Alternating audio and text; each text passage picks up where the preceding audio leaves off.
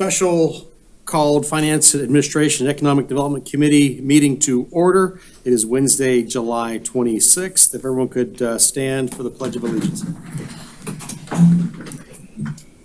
I pledge allegiance to the flag of the United States of America and to the republic for which it stands, one nation, under God, indivisible, with liberty and justice for all.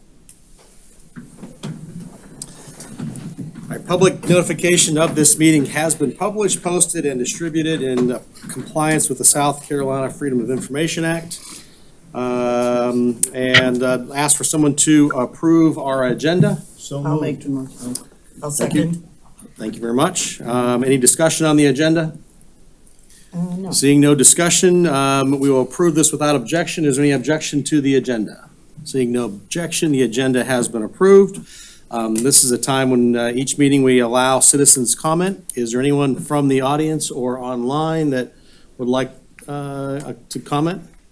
And not seeing anything or anyone that would like to step forward, we would then move on to our agenda items. And we wanted to have this meeting as quick as possible, so I appreciate everyone making their calendar work, especially all of our council persons that are here today. Obviously, we on Monday had our special meeting, and these are the items that came out of our meeting on Monday, and then would like to address those items and start the ball rolling forward. So today is going to be a lot of information. We're going to try to get some answers to the best way for us to do this, for us to handle those 4 items that we've got. So it's going to be kind of a question and answer. We'll bring up whoever we can that's going to help us with some of those decisions, and everyone then would have an input on how we move forward. Mr. Robinson, would you like to? I'd like to introduce you. Obviously, if a lot of people haven't had a chance to meet you before, you've been on staff here, but I guess the correct title is it interim or is it acting administrator? So again, we welcome you, and again, if you'd like to say something, would appreciate that. Well, thanks so much. I appreciate your trust in me and caring for the administration of Beaufort County. It means a lot to me. I was born right here in Beaufort, and Beaufort County has been my friend, and I hope to be a friend to Beaufort County. So thanks so much for your trust. Thank you, Mr. Robinson. Appreciate And that. he's still smiling. Yes. All right, so obviously, we're here today and to move forward with just what we need to do, and it's not that we're doing a witch hunt. We're not out there to go after people. We're not but again, just to find facts, to find out where we are with things, if there's things that need to be adjusted, things that we need to move forward, and if anything that we look at this and everything has a silver lining, and this gives us the opportunity to go back through it and actually look at where we are with each of our regulations and what we're doing, and make sure that as we move forward, we are doing the correct thing. So again, that's why we're here, is to go back and look at many of the things that we've got, and it's given us the opportunity to do that with the perfect timing. So we've been tasked with finding someone to handle these 4 items from county council's direction. And first person I'd like to bring up actually is Mr. Thomas. If you would like to come up, Dave is our procurement officer. What's your official title, Dave? As the Procurement Services Director. Okay, director. All right, good. And Dave, you've been with us a long time and completely have trust in you. So after looking at these 4 items, kind of guide us through what the best route is, whether we should handle them separately, whether they should be handled together. We obviously, our biggest thing is we want to do this in a very, very expeditious way, so that we're not waiting for this forever, both in finding someone to help us with these items, but also in getting to answers that we need. So and the floor is yours, and go ahead, just kind of give us an overall of what you're thinking after seeing what we're asking for. Thank you, Mr. Chairman. With that said, we basically go by our Bible, which is the Beaufort County Procurement Code. And it does authorize me as your purchasing director to solicit services which the county committee is asking for. And we can do this by Section 515, which is authority to contract for certain services. And in this, you're asking for legal services to look at the scope that you came up with a couple days ago. We can do this. We wanted to be very transparent. We could have done this with exemptions and not advertise it at all. But we also looked at another section that says, if you're going to do auditing services, it should be advertised. So we're going to advertise it in a vendor registry, which is our tool that we use for advertising solicitations. We will advertise it in the local paper.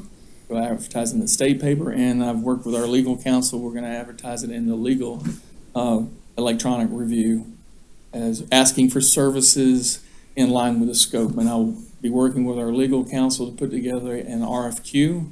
We will advertise it for 15 days, which is in accordance with our code. Once we receive those responses, you'll form a committee. Your chair can form a committee, do an evaluation, do interviews, and select a company to move forward with your scope.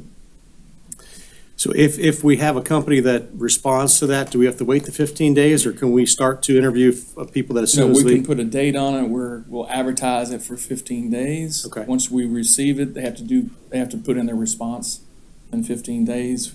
Once we review the companies, we'll do a selection committee based on their qualifications, not on price, but qualifications. You'll select a company that's the most qualified. Okay, And the way our code is written, or the way we can we can select 1, 2, or 3 companies to do different parts, but it's best to have one company do it all. okay. So again, Mr. Tabernick, if you want to, but I think the question is whether, if we know there's firms out there already that can we, as a council, contact firms and ask them to? You can contact them, but I would prefer to go do the method of advertising for an RFQ, because you are asking for auditing services. Now, if it was just legal services, it does say that their legal services are exempt. So it kind of follows into 2 categories: Okay, legal services and professional services. Now, if it's just a legal company doing the actual auditing, you're fine. You don't have to publicly advertise it. But as we discussed, Mr. Kevin, yes, good. one time.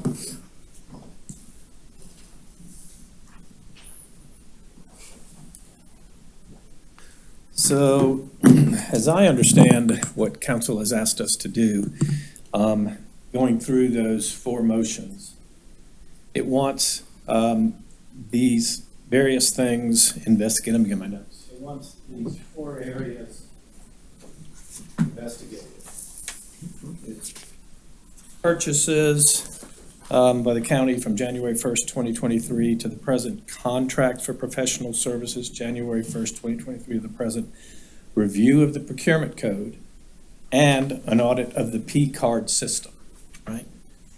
There are, my advice would be, and I don't like to give advice on TV, but my advice would be that you hire a law firm to conduct these investigations and oversee these reviews from A to Z, the entire scope.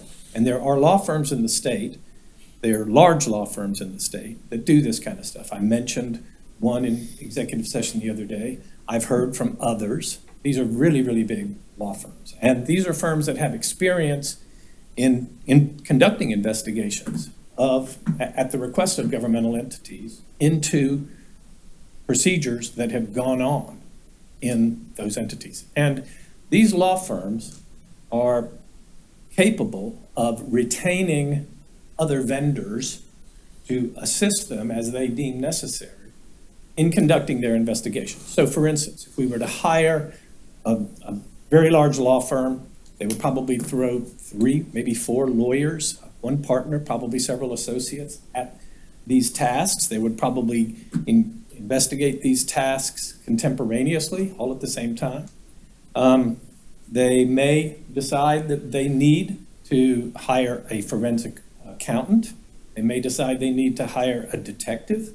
They may decide they need to hire vendors who have whatever skills they believe are necessary to perform the scope of the work that you have tasked them with doing. They won't retain these vendors without talking to us, because these things don't come cheap. But anybody who's ever worked with a law firm and a lawyer on a case, which is what this is, knows that in the course of performing the legal services, they have to hire outside vendors to advise them and to assist them in the work that's being done. The firms that, that we've been talking about are sterling, top-of-the-line firms. I think that in our conversations, we decided what we would do is advertise for solicit law firms to send in to reply to what's called a request for qualifications to do the work that we're asking them to do. So back to the code. The code provides that county council and the county administrator have the authority to hire law firms, and those retentions are exempt from the regular process of competitive bidding and all of that kind of stuff. And so that is the process that we ordinarily follow. But the idea, I think, is that what we could do is put together a request for qualifications. We could say, look, we need a firm that can perform the following. And we would further detail the motions that you guys provided. We would try to define the scope. And we would ask firms to submit their resumes and a list of their professionals that they would assign to. We would advertise through the South Carolina Bar. We would advertise through an entity called the South Carolina Lawyer. We would advertise in any way that we could think of, local paper, state paper. We could advertise in the Greenville paper. That's Charleston, Columbia, Greenville. Those are the big firms. And the county website and other places. And we could leave that open for as long as you want. The longer it's open, the longer the delay, but we could leave that open for as long as you want. Bring forward, sift through. I mean, I'm sure we're going to get a lot of, responses from firms that are more qualified than others. We would probably sift through that, make recommendations to you guys, allow you guys to decide who you wanted to interview, bring those people in for an interview, negotiate the terms of retention, and then move forward. That would be my advice. Yes, sir. Does that preclude us from beginning the process now? Or is the process begin once you advertise the number of days and then you get the number of firms and then we start the process? You can do it. You can ask the county administrator for anything you want that is in the county's records and files. There's nothing that precludes you from doing what you want to do in advance of retaining a law firm, if you choose to do that, or outside vendors to do this. The beauty of having a law firm, in my opinion, do it is it's all coordinated and it's all responsible, and you don't have things running all over the place. It just makes sense in my mind. And in fact, if you do it that way, and if you look at, there's a case we talked about, it's Bradshaw versus Anderson County. It's a 2010 case from the South Carolina Supreme Court, I believe. What they did is they hired a lawyer and a law firm to oversee the investigation and then charged him with monitoring and shepherding the investigation. Mr. Lawson. My point was, All right. we know that there are law firms out there right now Yes, that sir. are huge that do this. By the actions that we take today, does that preclude us from either contacting them or having them contact us and begin the process while we may be advertising for additional firms? So are you suggesting that we might retain one of the law firms that we've been considering to get started on this and then advertise? Or are you Not talking- retain them, but at least start the interview process. Yeah, we can go ahead and get those going. There's no reason to delay. You can go ahead and get started your interviews while you wait for others to respond. Mr. McKellen, go ahead. You're on mute. You're mute. You're still, Can't hear you. Somehow or other, There we it can goes. see him, we can't hear him. Try again. No, still can't hear you. still can't hear you. Do you know Larry. sign language, Larry? Oh, jeez. Is this any better? There you go. Yes. We can hear you. All right, I just can't use the headphones. This is a question for Mr. Kevany while he's at the podium. If we were to hire a law firm to look at the contracts and the purchases and to drill down on the e-cards, let's say, on a monthly basis for all of the holders, and there are questions to be asked. I know we have no subpoena power in this matter, but will the people who are involved in drafting the contracts, participating in the contracts, or the purchases, or the spending on the P cards, have to be spoken to as potential witnesses in this matter? Will we then probably need to have some trained investigators who are used to talking to people who can provide information that will clarify or confirm what we're looking at in front of us, but also may lead us in another direction to areas that we're not familiar with? So my question is, the law firm would have the ability not only to hire lawyers and accountants, but they could also hire trained investigators to conduct the investigations of these matters. Is that correct? Yes. Okay, thank you. And they will follow the investigation wherever it leads. Right, and we'll have to depend, of course, on the voluntary cooperation of the witnesses because we do not have any subpoena power. That is correct, but their report will reflect that Tom Kevaney refused to discuss this issue with them.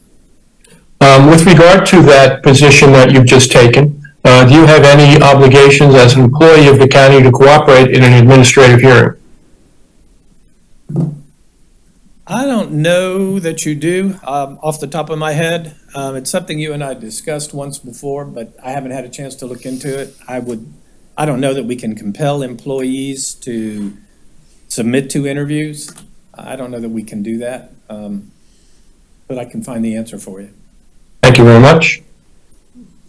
Thank you, Mr. McKellen. And I think that you know, our goal is to not make this a huge overall reach, that we're going to go where we think, you know, and start out in a very methodical, smaller type search. And then if something leads us further, we will then have to go further. Again, Ms. Howard. I appreciate what Chairman Joe Passman said, the urgency to get started, but I wonder if we start interviewing law firms before the advertising period is expired, if we are doing pre-selection of the firm that we pick.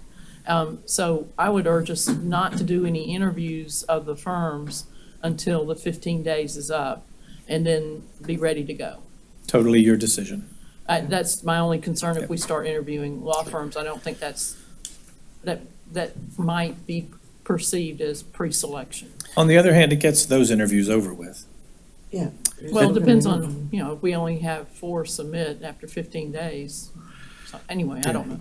And I think also, Alice, that there's, as I understood what you explained, is with professional services where professional services are different than other types of services, so professional services can be. I understand that. I think just to be above board, that we should wait till the 15 days. Totally up to you guys. I don't have a position. Mr. Chairman. Yeah, good. David. What about the preservation of evidence during the pendency of trying to find someone? What can we do to make sure that nothing is altered, modified, changed, deleted, anything of the sort? I'm not saying anybody's going to do that, but what do we do to preserve that evidence I right now? think you can instruct the county administrator that that's what you want to do, and he will inform the procurement department, the finance department, the IT department to freeze everything. I don't think that would be hard to do. Yeah, I think that's a good idea, particularly if people have free access to the history of the events surrounding these incidents, and they can be altered or eliminated or deleted. It might be a good idea to pursue that, David. I think that's a good suggestion. Mr. Lawson. Yes. I was going to ask Mr. Thomas, but Mr. Kevaney just went in more detail. I wanted the public to totally hear why we don't have to go out to bid for the law firms, because we're not circumventing our procurement code. And Tom, you went into it in good detail. So in an effort for transparency, we hope the public heard that part. So somebody said, well, you didn't take bids, you didn't go through. So thank you for doing that completely. Well, you're right. So we don't ordinarily, when we have matters come in, we don't advertise for them. We, go through the code, the bar code, and try to think of good lawyers who, if they're not covered by our approved carrier, and that carrier selects our defense counsel, we try to match law firms up with matters that come in. And so our code doesn't require us to advertise at all, but it's a good idea to do it. Certainly it's transparent. And if any of the law firms out there are watching this now or will watch this ever, send us, and you think you're qualified, send us your resume. Okay, thank you. Hey, Tom, before you sit down, sorry, Tom, I just want to be clear on what we're trying to preserve here. And I think it's the access to Munis in particular, where all of our records are being kept. And if the access is open and available to everyone, I'm not sure we're going to have a lot of success preserving the records that we may need to consider as we move forward on this. And I'm not sure how we can do that. Does anyone have any suggestions? I'm not familiar enough with the system to explain how we might be able to, as someone stated, freeze that information. Mr. Williams can come up, and I assume that IT has the ability to take a snapshot of all software entry data as of today, or even as of your Monday. backup. How often do you back up? What is it? Twice a day. So you can pick a date by which you want that backup. If today isn't the day, if you want to back it up to Monday, if you want to back it up to last Friday, you can probably get IT to do that. But So that's already in the record, those backups? it happens, yeah. Yeah, but when does it cycle through and go away? I think but there are limits. 3 months or so, because we've had to try to Okay, good. dig up things in the past, but you just pick a date that you So want. we could freeze it as of last Friday. You could freeze it as of any time in the last 3 months. So, Munis is our ERP, it's our financial reporting system, and anything that is done in Munis has an audit trail, an electronic audit trail that has who did it, when they did it, what they did. It's all documented in there. If something's deleted, it'll be documented in there. There are permissions within Munis, and that has been a topic of conversation about limiting people's permissions. Some people have permissions that are over what they probably should have, and they should be pulled back. And that's something that we can get with IT and a little bit of direction from y'all and circle that up. And that way, some people, it needs to be limited access anyway. So. So just to be clear, who decides what the limited access is? Because I heard you say direction from us, but somebody has to decide what the access is. But, I mean, does somebody in solid waste need access to the HR portion of the package? And I'm not saying that they do, I'm just giving you, for instance, they probably don't. So Mr. Robinson would determine who should have access to Yeah. what. Yes, I will work on that and I will address those access limitations. Munis has his keystroke logger that's in there. I'll work along with Patrick and we'll see how far back that data goes and we'll preserve that data as necessary. But our system normally backs up data twice a day. And there's lots of other things that IT has the capability of preserving, so we'll do those things. Patrick, do you want to add something there? Yeah, when we do Munis Access, we usually get permission from the department director of who on his staff has access to Munis, and that's restricted to just what the department director has approved, and it's usually just within that department. And so I think there's roughly maybe 60 folks within the county staff that have access to Munis, maybe about 65. But it's tightly controlled based on their department, what they have access to.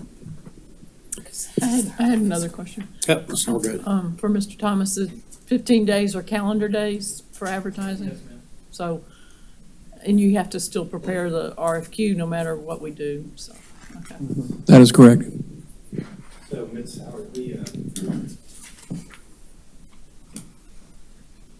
what we would propose to do is to get the RFQ drafted up by the end of the week and get it advertised by Monday and let it go for 2 weeks from then. Thank you. Mr. Chair, I said something about last Friday to back up, but Mr. Bartholomew brings up, maybe we should stop the moment in time at the start of the fiscal year, July 1, for other obvious reasons. So if Patrick could do that, that would be the snapshot in time, July 1. And Patrick, so that is that something that We can go back, you said 3 months, so it's something that, we said right now we wanted it done, July 1st, June 1st, May 1st, you can go back those 3 months, and then moving forward, to always have a snapshot at least once a month, is that easy to do? Is that hard to do? Is that Yeah, something? no, that's fine. We can do that. Yep. Okay. Thanks. All right, so moving forward. We're gonna um, talk about procurement, P cards? Well- Mr. Robinson? Would you like to make a motion about that? Is that the way you'd like to proceed? Oh, I'll be glad to make a motion. So moving forward, we do need a motion that we are going to go ahead and do the RFQ. It'll be posted for the 15 days. And we will then write that up, and I'm sure we'll look at that and as we get the responses in. So that is the process we're looking at. So need a motion for that, Ms. Howard? Yes, I'll make a motion that an RFQ be prepared probably by Friday, and advertisement will start Monday for 15 days to solicit a law firm that can carry out the actions that we need to do both an audit and investigation. And I'll second that. Okay. Any discussion regarding that motion? Oh, wait, just one minute. Is it the retention of the law firm to conduct an investigation on all those. motions the council made? Yes. Thank you. Yes. I think that was your recommendation. That's what we're hearing, is that it's better to have one firm. All four. I'm sorry. We look at that and think that we need to hire 4 different ones. I think just makes it more complicated and takes longer and will be a longer process than what, again, we're trying to. Yeah, and you don't want any overlap issues, who's in what silo, one law firm, do all. All four. Take care of it, see one report, and if there are issues from one to the other during the investigation, it can all be taken care of by.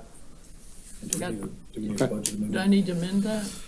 We're gonna need one. I don't, does that mean, it doesn't need amended? I think it's exactly, I just said that we would do an RFQ by hopefully Friday, and advertising will start Monday for 15 days to retain a law firm. You identify and retain a law firm that can conduct the Investigation. investigations, the 4 investigations. Four. that I'd council say authorized 4. last time. I'll add the 4. okay. Yeah. Hey, any discussion on that? It's been. He was talking about we'll have to do a budget amendment. And I think that's once, we have no idea what's hire. gonna cost yet, but obviously, we'll get an idea of that whenever we start to interview folks and, where we are. So I'm assuming that there will be a need for a budget amendment, and that will be handled through, Finance Committee and then Council. Obviously, for once we figure out, where we are on finance, where we are on the cost of this. Well, that was simpler than I thought it was going to be. So here we are going through all 4 of those. Is there anything else that we need to discuss? And we talked about the P cards. Oh, you haven't voted on that. Oh, Oh, right. just assumed that was, is there any objection to that motion? No. Seeing no objection, we will then move that forward. That passes unanimously. All right, so obviously we want to talk about P cards, and then we can discuss anything else anyone has. If Mr. Robinson, go ahead. I know that there's been discussion about that, especially, everyone talking about what's happening with those and what we can do and can't do. Yes, sir. So I'll just talk briefly to reassure you what we're doing with our P card and our P card policies. So first, I'll call it a reset. We have talked with our purchasing department, requested a reset of our purchasing of our P card policy, meaning that my expectation is that all of our P cards in the system are used and in compliance with our policy, meaning their daily limits and their monthly spending limits. The exceptions to those, there are some departments, P cards are used widely for the business of the county, so we don't want to stop doing our business. But those exceptions will be noted by the purchasing department. We will document those exceptions, and I will approve those exceptions. So we start on day 1 in accordance with policy and everything documented. So the best we can do. We hope to communicate that to all staff by this Friday. Okay, good. Any questions, Mr. Robinson, on that? Thanks so much. That was easy. Good. Any other, I got one more thing, but is there anything else that someone would like to bring up regarding what we're doing and how we're moving forward? And again, we all wish that we could do this quicker, but we're going to do as quick as we can and move forward with everything. But any other thing to be brought forward? Do you want them to know that we're going to get quotes on the P cards monthly and we're going to do some But, changes? and as part of what we're requesting from the finance department, as Mr. Passman had just reminded me of, is that we are asking now for a monthly report of the P card and who's spending, where they're spending it, and out from departments. So there'll be a report that comes out, and not that we're looking over everyone's shoulder, but at least then that there is a stop that we can see on a monthly basis. And again, things that we're trying to do on our side to make us more accountable, make us have a part in this, and again, move forth everything. And that's something that as we move forward, obviously there's lots of rumors out there and people talking about different things, and we've seen things, and we're still, with regards to investigation, again, there's no new news from us that we can mention or give you. But I want to let every county employee know that obviously, if there is something that you think that we need to be made aware of, there's 11 council people that you can go to, any one of those 11 council people and bring that to them. You can bring that to Mr. Robinson as our acting county administrator, or anyone else that you feel comfortable with. And again, it's not that we're out looking for things, but again, the more things that we're aware of. And again, as we move forward with all this, everyone's thinking that there's these huge things that are out there that we're worried about, but we just want to make sure we cover every base, that we're asking the right questions, that we're not missing something. So this is an opportunity. As I mentioned, the silver lining in this is the fact that we are able to drill down, and we are able to make changes, and we are able to do a better job for the public and with regards to what we're doing, and have more transparency. And that's what I think everyone up here, that's all we're looking for is to make it more transparent for everybody, and to follow the rules that are already in place, and for us to be able, at the end of the day, said that we handled it correctly and we did the right thing. Anyone else that has anything they'd like to say? If not, we will adjourn, and we will set a time that in 2 weeks that we will get back together. In the meantime, I will sit down and figure out in that 2-week period, if not before, what our next plan of action is. I'm not sure when our next council meeting is. Mr. Passman, when is that? August 14th. August 14th. So that is in a 2.5-week period. So that's around that same time as well. So again, we'll be mindful of that. And We have executive session. We have a second Today. session before we have adjournment. no, I don't think that. To get legal advice. I don't. I mean. No. I don't think, we had it on our agenda, but as, before the meeting, just mentioned that talking about different law firms and things like that. So, I don't think there's any need for executive session. I think we've actually covered everything that we needed to cover today.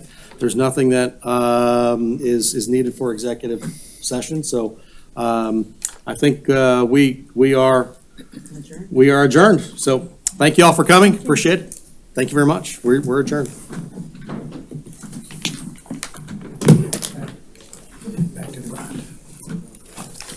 So you're making it up.